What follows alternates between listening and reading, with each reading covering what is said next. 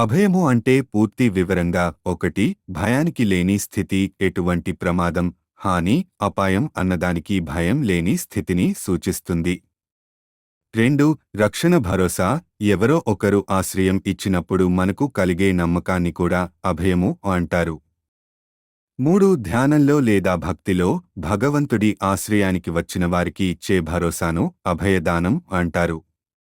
ఉదాహరణకు భగవంతుడు తన భక్తులకు నీవు భయపడవద్దు, నేను ఉన్నాను అన్నప్పుడు దానిని అభయముగా భావిస్తారు. 4 పారమార్థిక అర్థం, మోక్షాన్ని, ఆత్మానందాన్ని పొందిన వ్యక్తి ఎటువంటి భయానికి లోనవ్వడు, అలాంటి స్థితిని కూడా అభయమని పిలుస్తారు. ఉదాహరణలు: రాముడు శరణు వచ్చిన విభీషణుడికి అభయమిచ్చాడు.